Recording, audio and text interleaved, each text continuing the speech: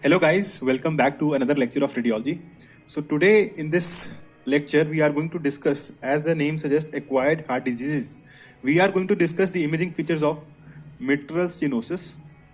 We are going to see the imaging features of congestive cardiac failure. What are the imaging features of pulmonary artery hypertension? How does it look on a chest X-ray? Then we are going to discuss about the aortic dissection. What is true lumen? What is false lumen? We are going to see how does an abdominal aortic aneurysm looks like, and we will also study features of pulmonary embolism. Right? So, talking about the first topic, mitral stenosis. So what happens? This is seen in patients with rheumatic heart disease. So in rheumatic heart disease, there is constant inflammation of the mitral valve leaflets. There is inflammation of the mitral valve leaflets.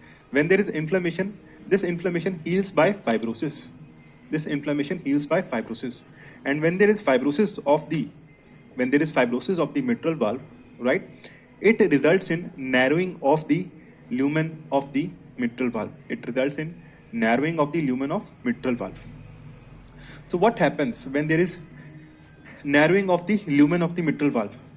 So there will be difficulty for the blood to go from the left atrium to the left ventricle, right? And the left atrium will exert more force,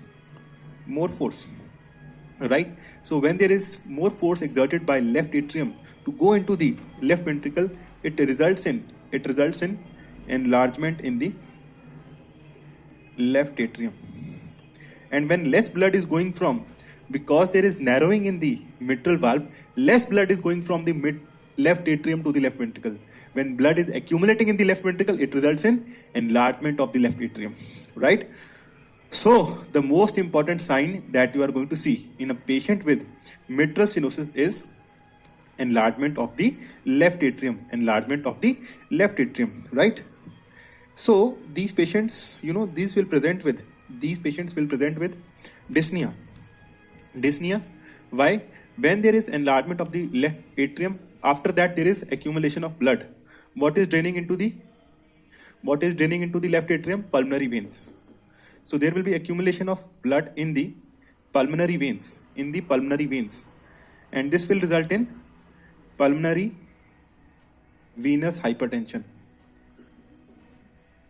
And pulmonary venous hypertension, because of the pulmonary venous hypertension, these patients will present to you in the OPD with dyspnea, right? So this is the basic pathophysiology that you should know as far as mitral stenosis is concerned. So we are going to do the first imaging modality, or the initial imaging modality that we will do in these patients will be a chest X-ray, right? So the earliest finding will be seen on the chest X-ray. So what did I tell you? What happens in mitral stenosis? It results in enlargement of the left atrium, right? So guys, this is your left heart border. And if you look at this left heart border very carefully, there are 5 projections that can be seen. There can be 5 projections that can be seen in the left heart border. Okay, so the first projection is that of aortic knuckle. Okay, the first projection is that of aortic knuckle. The second projection is that of pulmonary artery. Right? Pulmonary artery. The third projection that you are able to see here is that of left auricle, which is part of the left atrium, right? And the fourth projection is that of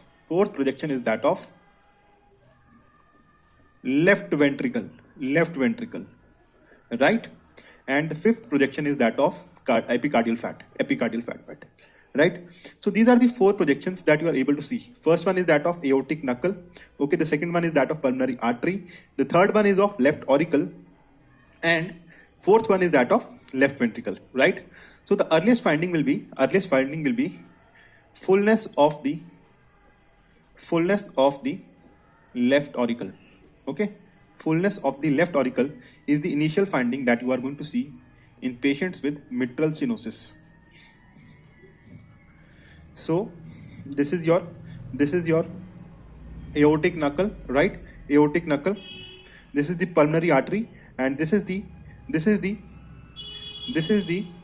left auricle, right? So this is a very subtle sign that you have to identify on a chest x-ray, that is fullness of the left auricle, right? So this is one sign that you guys may not be able to identify, but this is important as far as MCQ is concerned. Right? Then the second most important finding. Okay, so let me just try to explain it to you.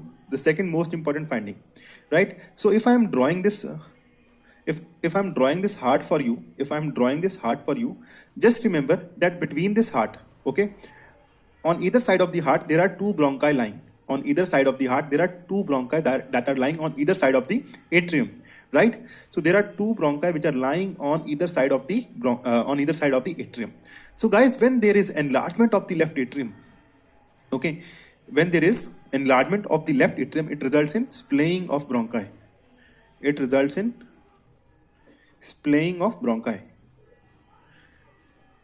Or we can say it is resulting in widening of carinal angle. More than 90 degree, right? So guys, if this is your trachea, these are your two bronchi, right? Between these bronchi there is presence of atrium, and whenever there is enlargement of the left atrium, what it will do, it will push the bronchi on either side, and it will result in widening of the carinal angle. This is the carina. The angle formed between the two bronchi is known as carinal angle, right? And if this angle is more than 90 degree, then you are going to suspect mitral stenosis, right? So guys, if you look at this x-ray, you can see that this angle that is formed between the two bronchi, it is more than 90 degree. Right? So there is widening of the carinal angle that you are going to see. Okay. So the first sign that we read, it was your fullness of the left auricle, right? And the second important sign was your widening of the carinal angle, right? Now let us have a look at the third sign, that is known as double density sign. So let me just try to explain it to you. So guys, just imagine this is the normal heart. Right? This is the normal heart. And if you look at this, the right atrium and left atrium, they are lying adjacent to each other, right? And that is why the medial borders of the left atrium, they do not have a separate border, because it is opposed with the right atrium. If you look at a normal x-ray, you will see that the right heart border, it is formed by the right atrium, whereas the right border of left atrium does not have a separate shadow. Do you agree with me that the right border of left atrium does not have a separate shadow? So if you look at this image, because the right border of the left atrium, it is opposed with the right atrium, that is why it does not have a separate shadow. Now what happens in a case of mitral stenosis? In mitral stenosis, you will see that there is enlargement of the left atrium.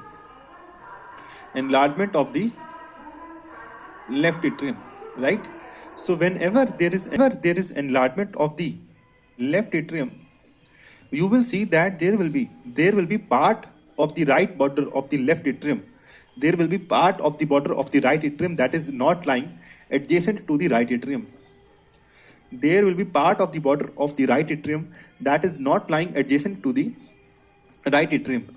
And this border of the heart will form a separate shadow on a chest x-ray. Right? So let us have a look. So guys, this is the right heart border, which is found by the right atrium. Now I told you that there will be another you will also see another shadow that will be the right border of the left atrium. So guys, just look at this border very carefully. Just look at this border very carefully. Just inside to the left atrium. Okay, this is the border which I'm talking about, right? This border, this border, this border. So guys, this border is the right border of the left atrium, which is posing a separate shadow, which is causing a separate shadow on the chest X-ray, and this gives a double density appearance. This is known as double density appearance, right? So the third sign that you are able to see on a chest X-ray is double density sign. Fourth sign that you should know is straightening of left heart border. Left heart border will be seen in a patient with mitral stenosis. Will be seen in a patient with mitral stenosis, right? So here in this X-ray, we are able to see that there is straightening of the left heart border. Straightening of the left heart border.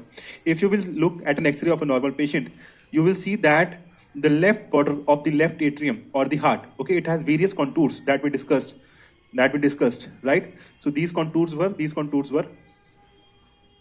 formed by the aortic knuckle, pulmonary artery, left auricle, left ventricle, and your epicardial fat pad. But because of the dilatation of the left atrium, there is straightening of the left heart border, right? So this is the fourth sign. So guys, if you look at this X-ray very carefully, you will also see that there is widening of the carinal angle in this patient. There is widening of the carinal angle, right? Widening of carinal angle. You can also see the shadow of the right border of the heart. Okay, right border of the left atrium. A separate shadow is cast by the right border of the left atrium. This is the shadow of the right border of the right atrium, right? So in this image, we can see that there is widening of the carinal angle, there is straightening of the left heart border, and there is a double density sign. Basically, on right side, you are seeing two right heart borders. One is formed by the right atrium, and the other is formed by the left atrium, right? And guys, if you will do a barium swallow for this patient, this enlarged left atrium, it will cast a shadow. Okay, it will cause compression of the esophagus that is lying posterior to it, and because of this compression of the esophagus just posterior to it, it will result in esophageal impression. You can see an esophageal impression on the barium swallow image. Esophageal impression can be seen on a barium swallow image, right? Then guys, you know, because of the enlargement of the left atrium, it can cause, you know, compression of the recurrent laryngeal nerve. Okay, it can cause compression of the recurrent laryngeal nerve, right? And compression of the left atrium, enlarged left atrium, compression of the recurrent laryngeal nerve by the enlarged left atrium, it is known as Ortner syndrome, right? So this is the fifth sign. It is going to cause esophageal impression. And talking about the last sign that you should know in a case of mitral stenosis is that walking man sign. So guys, in a lateral X-ray, this is seen in a lateral chest X-ray. In a normal patient, guys, on a lateral chest X-ray, the right and the left bronchus, you know, they are overlapping. The right and the left bronchus, they are overlapping to each other, right? Because they are overlapping to each other, they are not seen separately. But in a case of left atrial enlargement, it is going to push your left bronchus posteriorly. And when the left main bronchus is pushed posteriorly, right, it gives a sign that is known as walking man sign. So it appears as if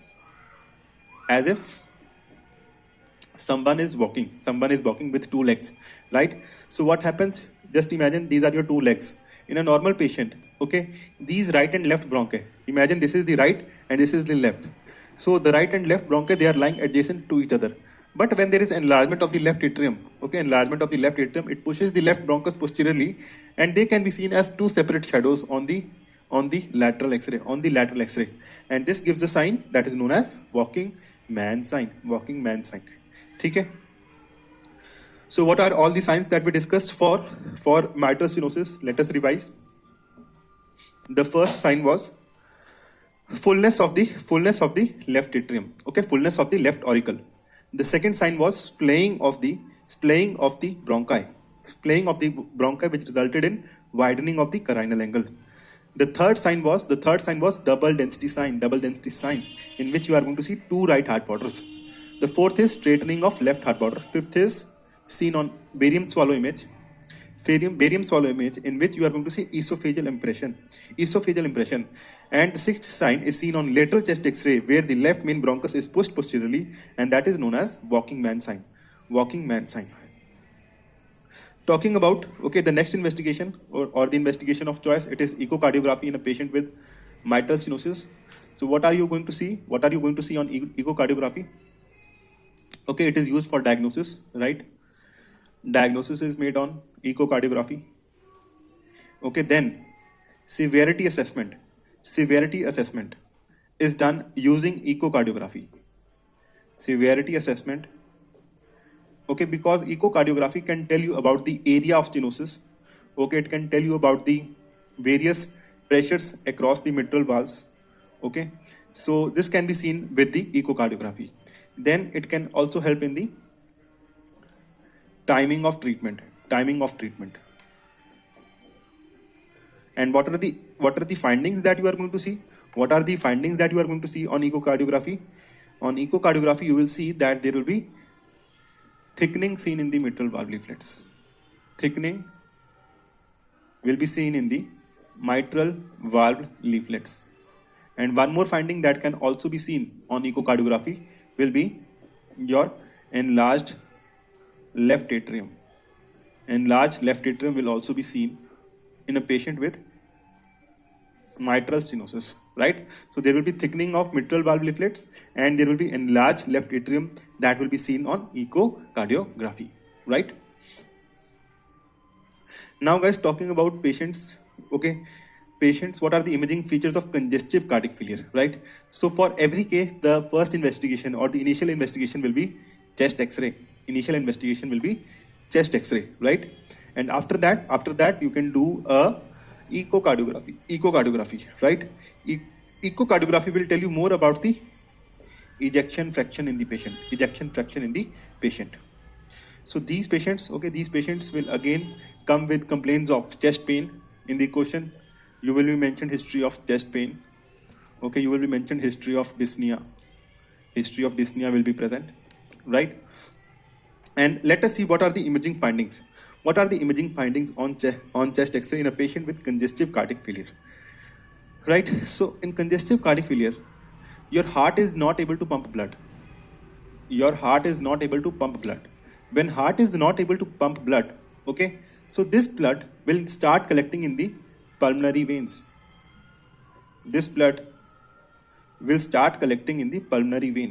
Right?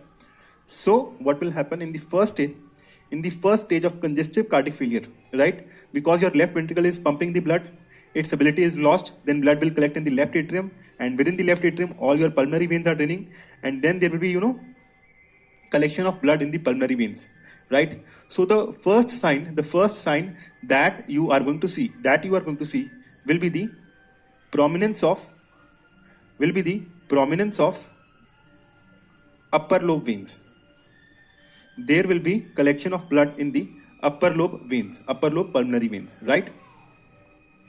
And this will give an appearance that is known as your stag antler sign. It is also known as inverted mustache sign. Right? So these are the signs. There will be cephalization of blood, redistribution of blood to the upper lobe pulmonary veins, and these upper lobe pulmonary veins will look like your stag antlers or your inverted mustache, right?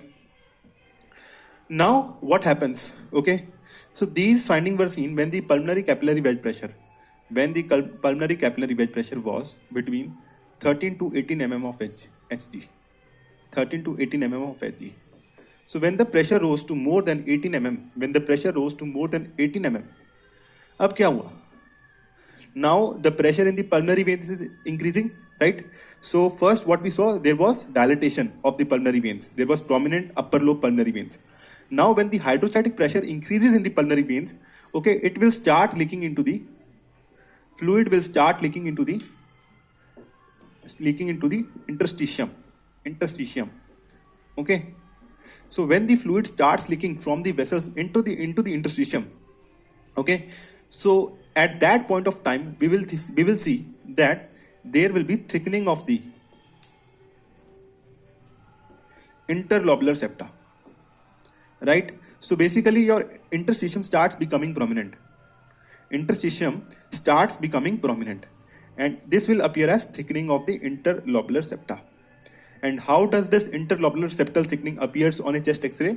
On chest X-ray you will see parallel lines or perpendicular lines to the pleura, which are 1 mm in thickness and 2 to 6 centimeter in length.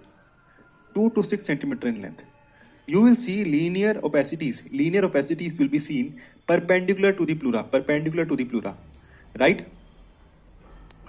So these linear opacities perpendicular to the pleura, these are known as Curley B lines.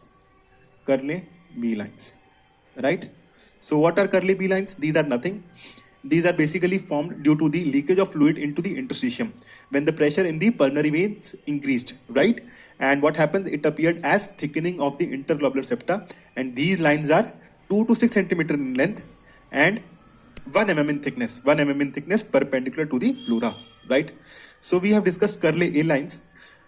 We have discussed Curley B lines. Let us discuss what are Curley A and Curley D lines.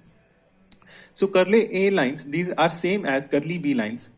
Only difference is that they are central in location. They will be seen perpendicular to the mediastinum.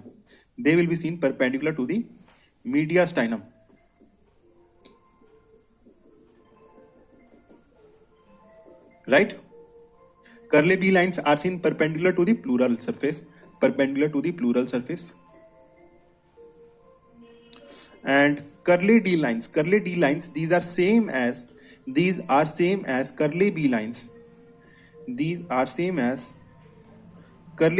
But what you will see that these Curley D lines, these are seen in lateral chest radiograph.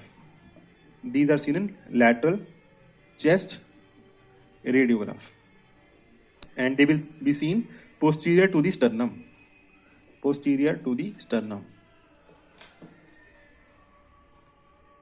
Right? So Curley D lines are nothing. These are lines that are seen, okay, posterior to the sternum on a lateral chest radiograph. So any other reticular opacities that are seen within the lung parenchyma, these are your Curley C lines. Right? So guys, in the stage 1, there was redistribution of blood flow to the upper lobe pulmonary veins. In the stage 2, what was happening? There was leakage of blood into the interstitium, right? And in the stage 4 and the stage 3, you will see that there will be leakage of fluid. Now from the interstitium, the fluid is going to enter into the alveoli.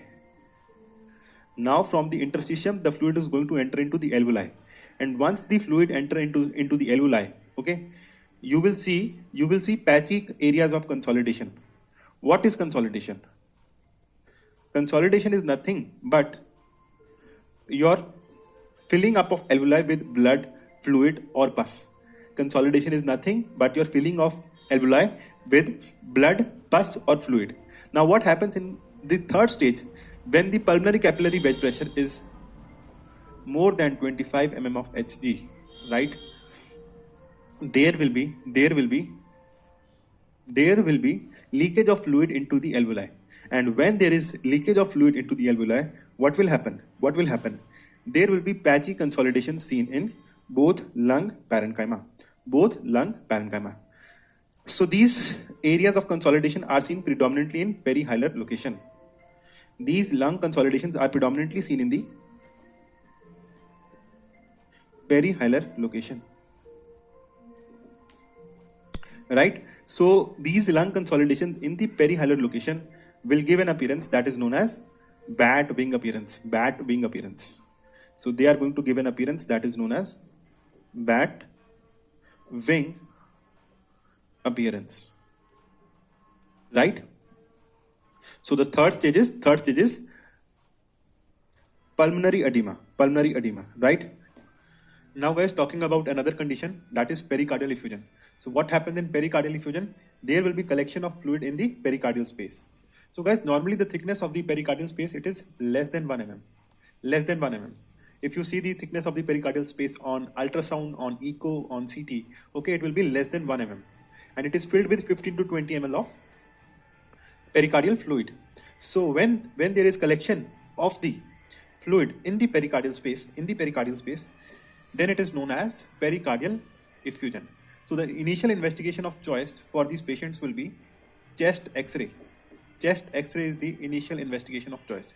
And guys, what you are going to see on the chest X-ray? On the chest X-ray, you will see that the heart size is enlarged. Heart size is enlarged. There is cardiomegaly. And we will see how does the heart looks in a patient with pericardial effusion, right? And how is this patient going to present with? You will have history of dyspnea in these patients. You will have history of hypotension, right?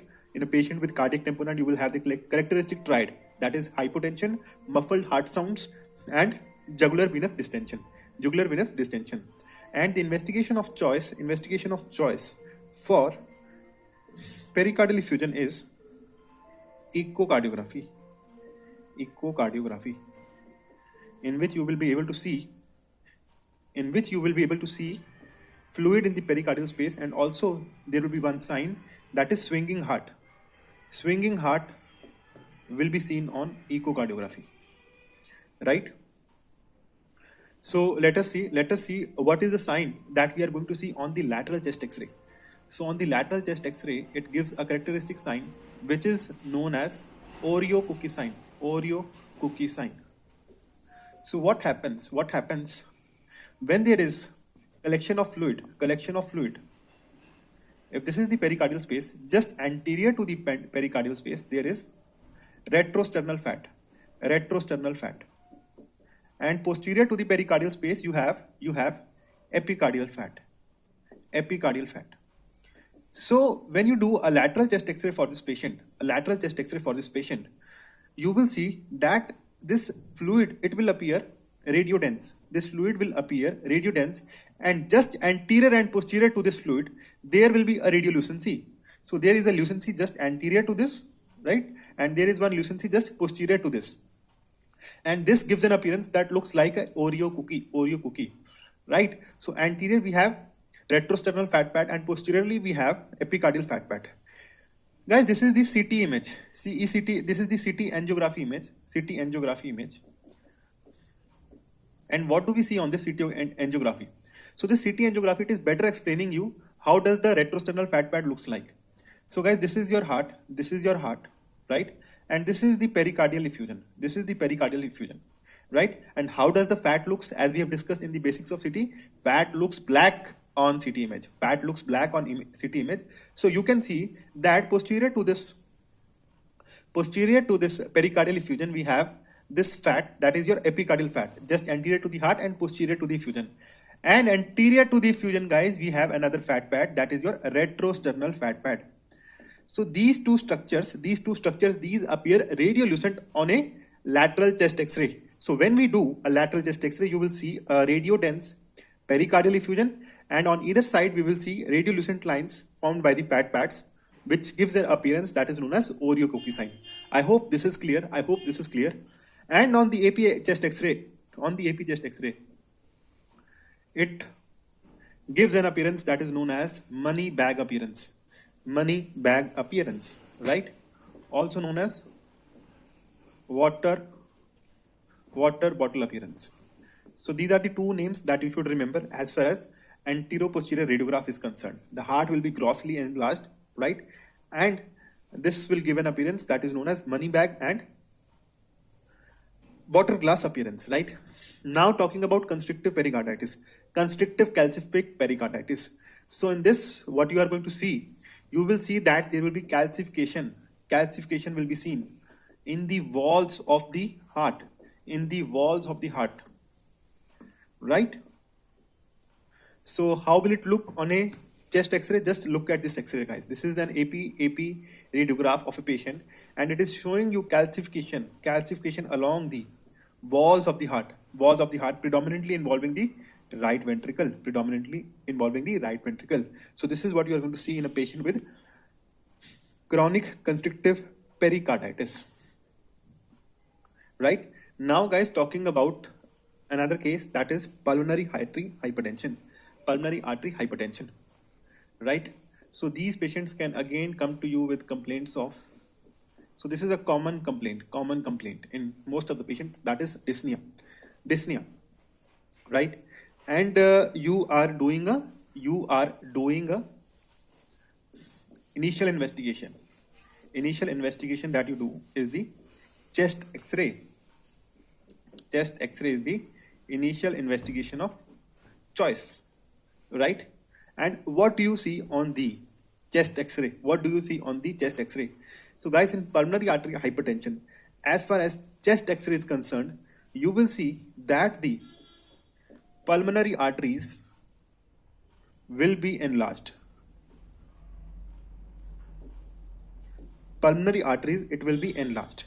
Right? So if the right pulmonary artery, dimensions of the right pulmonary artery are more than 16 mm, or left pulmonary artery is more than 15 mm, then you are going to say radiographically that it is a case of pulmonary artery hypertension. So as far as radiology of PAH is concerned, we just look at the dimensions of the pulmonary artery, right and left pulmonary artery, right? So this is the first investigation, initial investigation, right? Then we can also do to look at the pulmonary vessels, we can do CT, pulmonary angiography. And what are we going to see? Guys, the findings will remain the same. Right? So I'm going to tell you one more parameter that we are going to see. When the dimensions of the main pulmonary artery are more than 29 mm, main pulmonary artery dimensions are more than 29 mm, then you are going to say it is a case of pulmonary artery hypertension. And the dimensions of the right and left pulmonary artery at the hilum are more than 16 and 15 mm respectively. Or there is one more criteria. Just look at the ratio of the aorta and pulmonary artery. So if the ratio of the diameter of aorta by pulmonary artery it is less than 1, then you are going to say that it is a case of pulmonary artery hypertension. And guys, if we talk about peripheral vessels, there will be narrowing will be seen in the pulmonary artery branches, in the distal branches of pulmonary artery, right? So this narrowing, this is known as peripheral pruning. So these are the few things that you are going to see on a CT pulmonary angiography image. And as far as NCCT chest is concerned, what changes are you going to see on the lungs? Guys, if you look at this image, in the lungs you will see areas of high attenuation, you will see areas of low attenuation, areas of high attenuation, areas of low attenuation. So on the lungs we are going to see alternate areas of high and low attenuation. So this alternate areas of high and low attenuation, this is known as mosaic attenuation. So mosaic attenuation pattern will be seen in the lungs, right? So we can also see the gold standard investigation. Okay, so gold standard investigation is cardiac catheterization. Okay, in which in which you can measure the pulmonary capillary wedge pressure. Pulmonary capillary wedge pressure. Right. So guys, how do you define pulmonary artery hypertension? When the pressure of pulmonary artery is more than 25 mm of Hg in the resting state, or more than 30 mm of Hg in the during the exercise, then you are going to label this patient as a case of pulmonary artery hypertension. And this pulmonary capillary wedge pressure, this can be measured using an invasive technique, that is your cardiac catheterization. Right. So investigation of choice is echocardiography.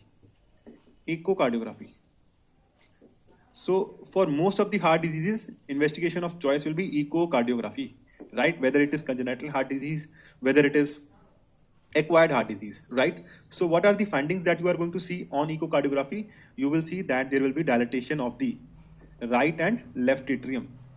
Dilatation of right atrium and right ventricle. There will be dilatation of right atrium and right ventricle, and you will see that there is hypertrophy of the right ventricle. Hypertrophy of right ventricle will also be seen in these patients, right? So let me just revise it for you. So when do we call pulmonary artery hypertension? When do we label a patient as pulmonary artery hypertension? When the pressure is more than 25 mm of Hg. What are you going to see on the chest X-ray? You will see dilated RP and LPA, and the cutoff values are 16 mm and 15 mm respectively. On CT pulmonary angiography, you will see that if the main pulmonary artery is more than 29 mm of Hg, 29 mm, right? Then you are going to call it as PAH. Or the ratio of the aorta to the main pulmonary artery is less than 1. And on lungs, you are going to see areas of mosaic attenuation. So guys, can you tell me in what all cases you are going to see right atrial enlargement? So right atrial enlargement will be seen in a patient with tricuspid regurgitation, tricuspid stenosis,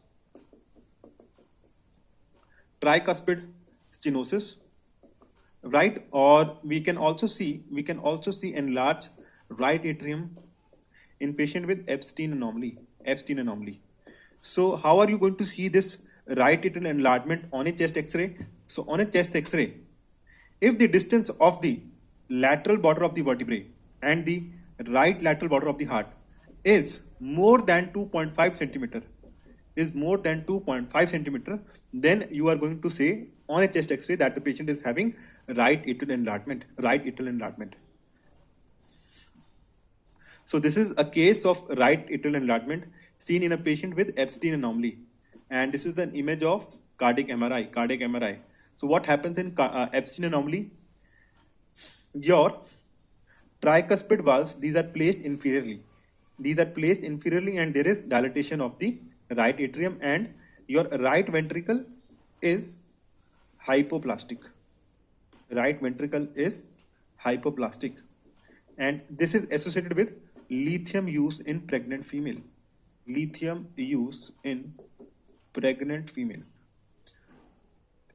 Right? So we studied about the signs of the left atrial enlargement due to mitral stenosis. We have studied right atrial enlargement. So let me tell you what is the signs of the right ventricular enlargement. In right ventricular enlargement, you will see that the cardiac apex, it will shift upwards. Cardiac apex, it will shift upwards, right? So here we can see that the cardiac apex is turned upwards.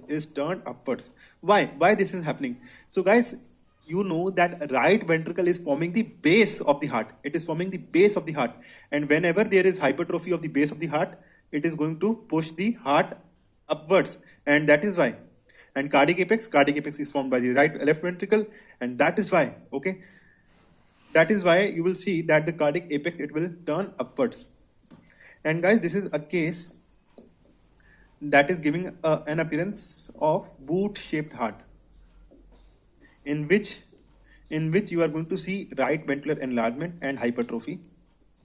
Right ventricular enlargement and hypertrophy will be seen, and you can also see that the cardiac apex, it is turned upwards, seen in a patient with tetralogy of Fallot, right? So RA enlargement, LA enlargement, RV enlargement, right? Now I'm going to tell you about an important sign about the left ventricular enlargement. So left ventricular enlargement can be seen in cases with aortic regurgitation. Okay, hypertrophy can be seen with aortic stenosis, right? So these are the two important cases in which you are going to see left ventricular enlargement. And what is happening in this, the cardiac apex, it will shift downwards, laterally, and posteriorly. So this is what you are going to see. This is what you will see, what is happening to the cardiac apex in case of left ventricular enlargement. And another sign that you are going to see in these patients will be, it is known as Hoffmann Rigler sign. So in Hoffmann Rigler sign, what does it say? That if the distance of the IVC from the posterior border of the heart, if it is less than 1.8 centimeter, 2 centimeter above the diaphragm, then you will say that the patient is having positive Hoffmann Rigler sign. So let me just repeat it for you. You will calculate a distance between the anterior border of IVC and the posterior border of the heart, and you will calculate this at a level 2 centimeter above the diaphragm. So if this distance is less than 1.8 centimeter, you will say that the patient is having left ventricular enlargement. So guys, what I'm showing you in this image, we can see that this is your aorta, blood is flowing in the aorta, but here there is a rent in the intima. And through this rent, the blood starts flowing into the media. Right? So when the blood starts flowing into the media, this is known as aortic dissection, right? So in this, you will be given that the patient is having tearing pain in the chest. Okay, the patient can also come with complaints of abdominal pain or limb ischemia, right? So there can be a tearing pain in the chest in the question, right? So what are the classification? How do we classify? So there are two classification systems that we use for aortic dissection. One is DeBakey classification, and the other is Stanford classification. So in Stanford classification, we will see what is the proximal extent of the dissection. Right? So in type A, ascending aorta is involved. Right? And in type B, only descending thoracic aorta is involved. Right? So the funda is very simple, right? If ascending aorta is involved, it means that the patient has to be taken up for surgery, right? And if descending thoracic aorta is involved, then conservative management can be done for the patient. So this is the whole relevance of this classification. So if it is a type A aortic dissection, we have to go for surgical management. If it is a type B Stanford aortic dissection, we will go for conservative management, right? And talking about DeBakey classification, type 1, 2 and 3. In type 1, both ascending and descending aorta is involved. Descending thoracic aorta is involved. In type 2, only ascending aorta is involved, and in type 3, only descending thoracic aorta is involved, right? So guys, this was all about the classification system. And what are the predisposing factors? When can a patient land up in aortic dissection? So if there is any atherosclerosis in the patient, right? Any structural abnormality like bicuspid aortic valve, coarctation of aorta, or Marfan syndrome, right? If there is any intervention like cardiac surgery, aortic surgery, or intra-aortic balloon pumps are used, right? So in pregnancy and ciprofloxacin use, they are also, ciprofloxacin use is also associated with aortic dissection. And we have seen uh, how can the patient present with, he can present with chest pain, abdominal pain, limb ischemia, and paraplegia. So let me tell you guys what happens, right? So aorta is, why is the patient presenting with limb ischemia? Why is the patient presenting with chest pain? What happens in aortic dissection? So guys, aorta se kya ho raha hai? What is happening? From aorta major vessels are coming, like your coronaries. Okay, if this is your aorta, your major vessels are coming. From the aortic root, we have your coronaries which are coming, right? Then you have branches from the arch of aorta, then you have posterior intercostal arteries, then you have abdominal aorta, right? So when aortic dissection happens, imagine this is your axial section of the aorta, right? Now these are the walls, and this is the part, this is the intimal flap,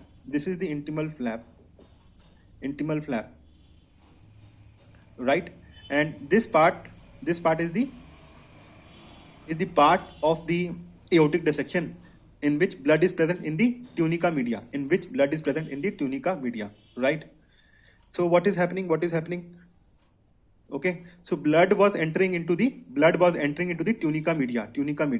So slowly, as the blood increases in the tunica media, it will be shifting inside, and slowly you will see that whatever blood is collecting in the tunica media, that will be larger than the blood that is there within the tunica intima, right? So what happens now? Let me draw it with a different color. This is the tunica intima. This is the tunica media. Now here your blood has collected, right? So guys, if any vessel is coming from this false lumen, so this collection of blood in the tunica media, this is known as false lumen. This is your false lumen. And collection of blood in the tunica intima, your native aorta, it is true lumen, right? So if a blood vessel is originating from the false lumen, so this false lumen, it is receiving blood through the defect in the tunica intima, and then the blood is going into the any blood vessel, right? So whatever blood that will go through the false lumen, it will not be sufficient to supply to that organ, right? So if it is coronaries are arising from the false lumen, right, then patient can have myocardial infarction, because not good amount of blood will reach to the heart, So if any vessel is originating from the false lumen, okay, the perfusion of that organ will be affected, right? That is why when we are reporting a case of aortic dissection, we have to mention all the vessels which are arising from the false lumen, be it renal arteries, be it any branches of the arch of aorta, right? But usually most of the vessels, they are arising from the true lumen, right? So guys, what will be the imaging features on a chest x-ray? So this is a case of aortic dissection. On a chest x-ray, you will see that there will be superior mediastinum widening. Will be seen in these patients, right? And on a CT angiography image, you will see that there will be a true lumen, there will be a false lumen, right? And there will be an intimal flap. In the aorta, right? So this is how you are going to identify an aortic dissection on a CT angiography image. Then guys, you should also know how to differentiate between true and false lumen, right? So just remember, true lumen is continuous with the aorta, right? So that is why it will have good contrast enhancement, whereas your false lumen, it will have poor contrast enhancement, right? If we talk about the size, the size of the true lumen, it will be smaller. The size of the false lumen, it will be larger, right? And just remember that your false lumen, it will show delayed contrast enhancement, and it will show delayed contrast enhancement, right? And it will also show a sign that is known as beak sign. So what is beak sign? Right? So guys, this is a CT angiography image. So just look at this image. Why is this a case of aortic dissection? Guys, you can see that there is an intimal flap here. There is a true lumen, there is a false lumen. And you can also see that the true lumen, it is smaller in size.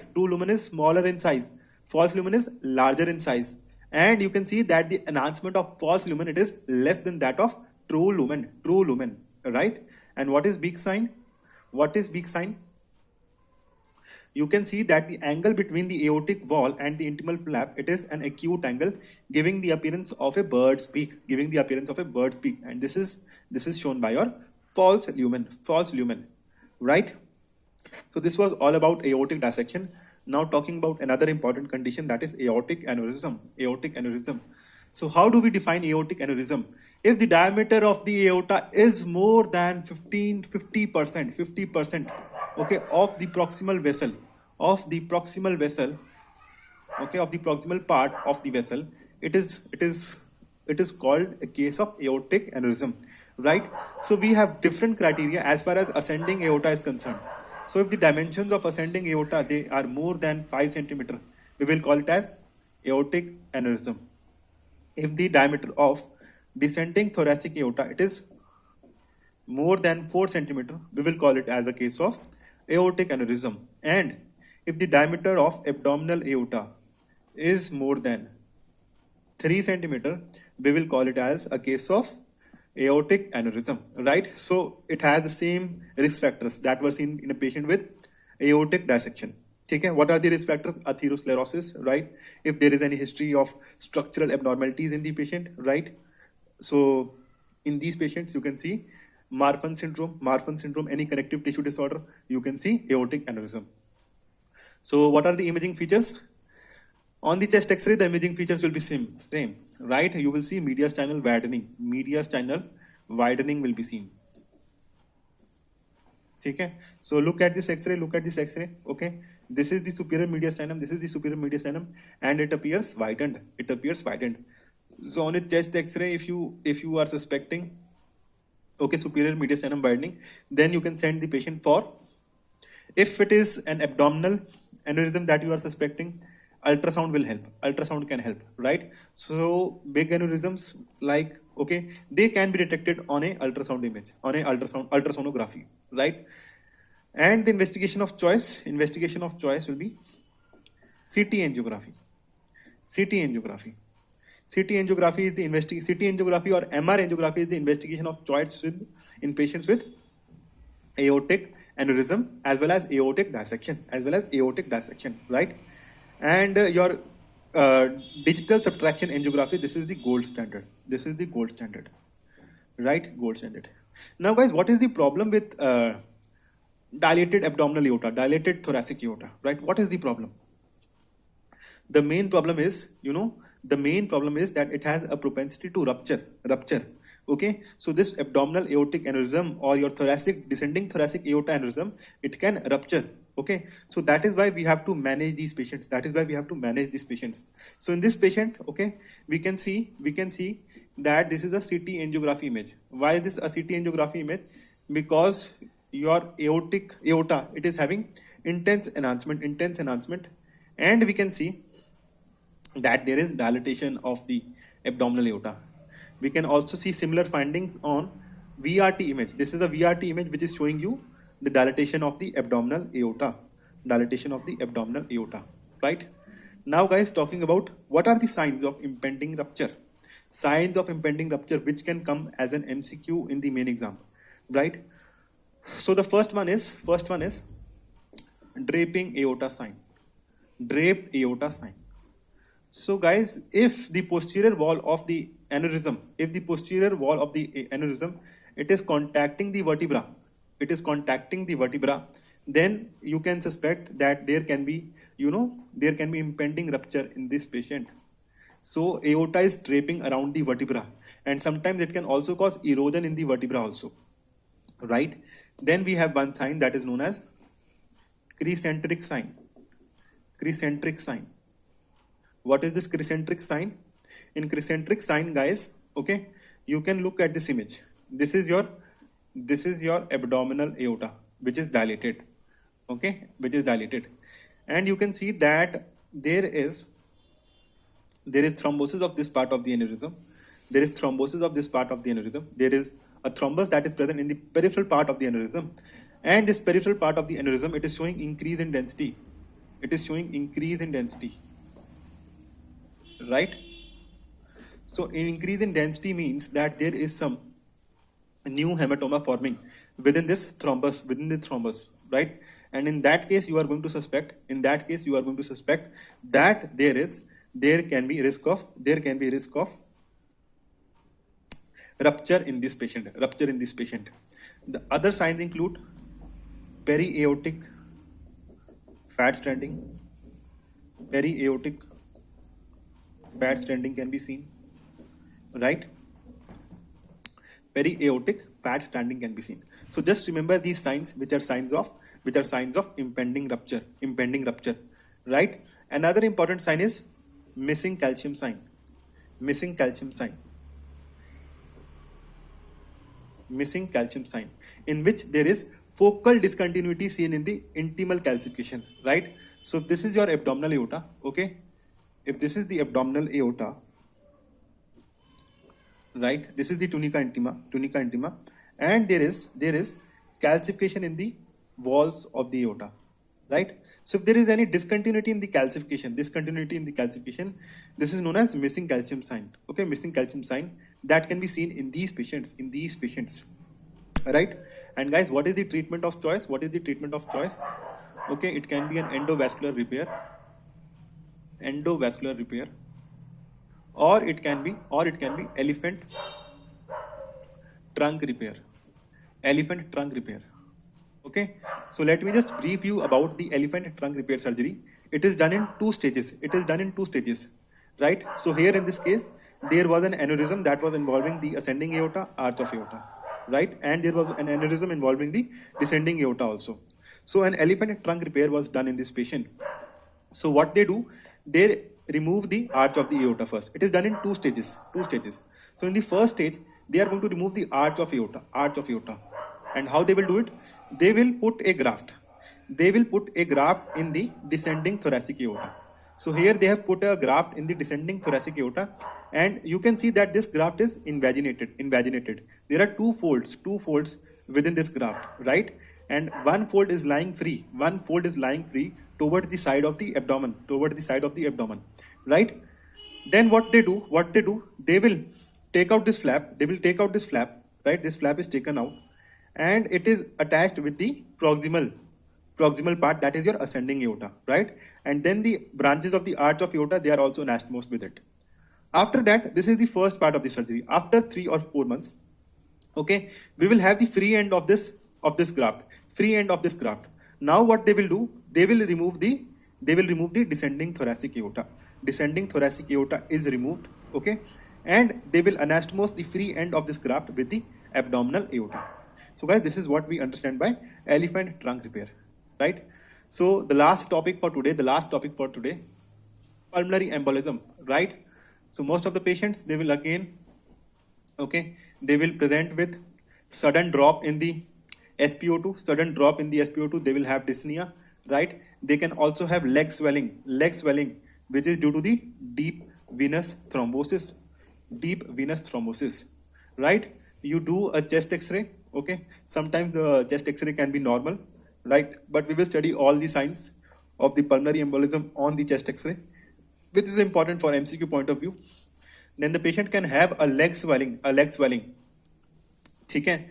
उसके बाद you can do an ECG for these patients, and you see S1, Q3, T3 pattern.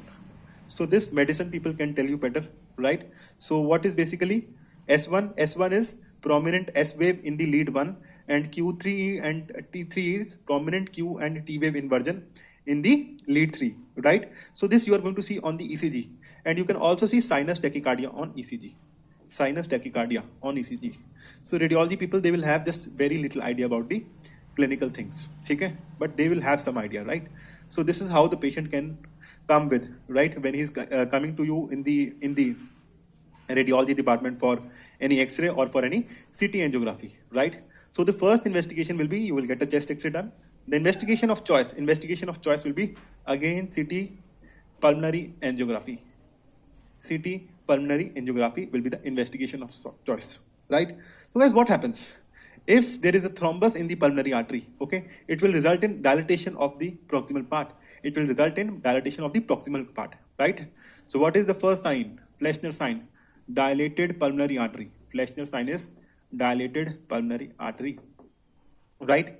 What is Hampton's hump? Hampton's hump.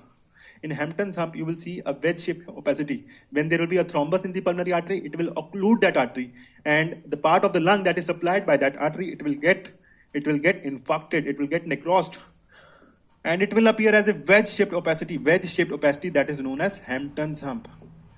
Hampton's hump, right? What is Westermarck sign? You know, when that part of the lung, okay, is receiving less blood supply, there will be focal oligemia. Means it will have poor perfusion, and it will appear dark, right? So Westermarck sign is focal oligemia. Pala sign is prominent descending pulmonary artery, and Chang sign or knuckle sign, it is also same as prominent pulmonary artery, but there is abrupt cutoff.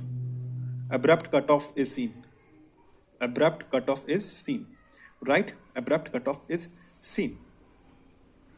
Right? So these were all important signs that you are going to read in pulmonary embolism. And what is the sign? What is the sign that you are going to see on CT pulmonary angiography? Just look at this image, okay? So this is a branch of the pulmonary artery, okay? So imagine this is a branch on the axial image. This is the branch of the pulmonary artery, right? This is the branch of the pulmonary artery, right? And within this pulmonary artery, there is a thrombus, hypodense thrombus, okay? Thrombus will not show any enhancement. Right? So when the thrombus is not showing any enhancement, what is the appearance that you are going to get? Here? Okay, this is the peripheral part of the vessel, which is getting enhanced, and this is the inside part, a thrombus. Inside part is a thrombus. So what is this appearance? This appearance is known as Polo-Mint sign. Right? So guys, this was all about the acquired heart diseases. I hope this lecture was helpful to you, right? So we have discussed about what will be the features of X-ray in patient with mitral stenosis, RA enlargement, LV enlargement, RV enlargement. In LV enlargement, just remember the Hoffman regular sign. We have studied aortic dissection. What are the appearances of true and false lumen on angiography image, right? True and false lumen on angiography image. Then we discussed about aortic aneurysm. What are the signs of impending rupture? Okay, crescent sign, draping aorta sign, missing calcium sign. These are the things which are important, right? Then we discussed about pericardial effusion, congestive cardiac failure, 3 stages in which you are going to see cephalization of blood vessels, then you are going to see Curley lines, then you are going to see bat wing appearance, right? And at last we discussed about pulmonary embolism, all the important signs of the chest X-ray. Just remember Fleshner sign, Westermarck sign, Hampton's hump, right? So I hope you guys enjoyed this lecture, right? So keep studying, keep working hard, and just revise this lecture before going to bed so you can remember it for a longer period of time.